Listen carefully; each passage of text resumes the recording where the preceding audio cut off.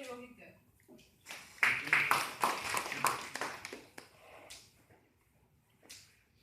Couple of months back, my family and I traveled to Allahabad, our native town, on the occasion of Deepavali, the greatest, the brightest, and the most important of our festivals. As we were walking down the Yashwantpur railway platform, Pranav, our 6-year-old son, squealed, giggled, chatted, and joked incessantly. Telling him to march quietly was like trying to tell a river not to flow. Enjoying his antics, my memory gulped over vast gulf of time to the first ever railway journey. Yes, I was overcome with nostalgia as I remembered my first ever trip to the railway station. Good evening, Toastmasters and dear guests. Good evening. Is there anybody who has never ever traveled in a train? Good. So all of us have traveled in a train, which means you would be able to narrate, you would be able to identify with my narration. And please allow me to take all of you to a pleasant, mushy, charming walk down the memory lane.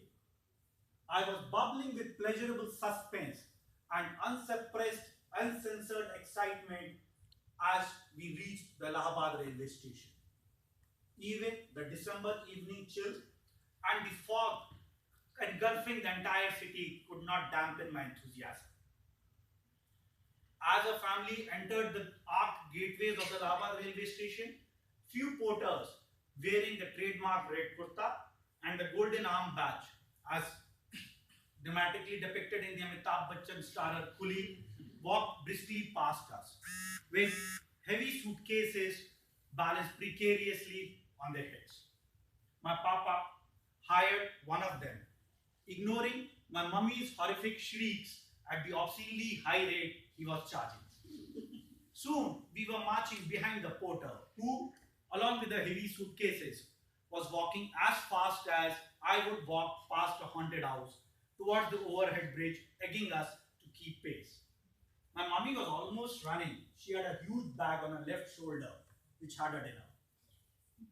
We entered the station and made our way through the hurry and bustle of the life on the station. The aroma of mirchi pakoras, samosas, and kachoris. The humdrum voice of the announcer on the public address system. The motley crowd of folks sleeping haphazardly on the platform. The deluge of commuters rushing to catch their trains. And the ubiquitous files of hawkers selling the wide variety of trades, everything from combs to coins. Ignoring the din, the fetor of the garbage, the menador coming from the nearby toilets, the sight of the urchins scavenging for food in the dustbins, we boarded our train, the super-fast express to Delhi, which is my granny's place. The father placed the suitcases under the berth and asked my mummy for the lock and chain. You go and fill the water bottle, and I will tie the luggages. My mummy handed over an empty water bottle to my father and got busy in securing the luggage. Good evening, sir. Here's a water bottle.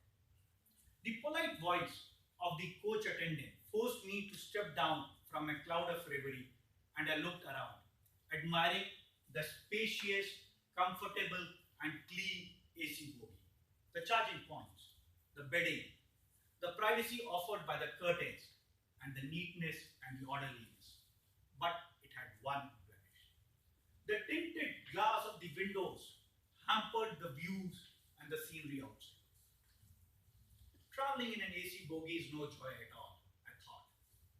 The windows block the scintillating glimpses of the wide variety of a country, from the farmers and the fields to the high rises and the crowded streets.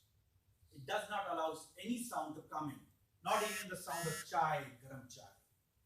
It blocks all aroma, especially the aroma of the samosas and the kachoris being sold at the railway station. Even the motion of the movement of the train is muffled. Traveling in an AC bogie is an experience without the accompanying emotions. I felt a stifling suffocation at the isolated, screened sterile life in the OC bogie.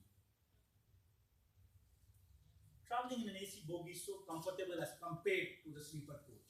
My wife said, as she caught me looking at the AC vent. I smiled and looked at Pranav, my 6-year-old who was dancing like a flower in the wind, behaving as if it was the morning of his birthday. Unable to gather the courage, the determination, and the confidence to disagree with my wife, I drew upon my fine command over Queen's English and said nothing. I remained mute like a melancholy landscape. The next 38 hours was a pleasant odyssey.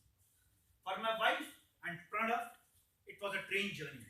But for me, it was an emotional roller coaster.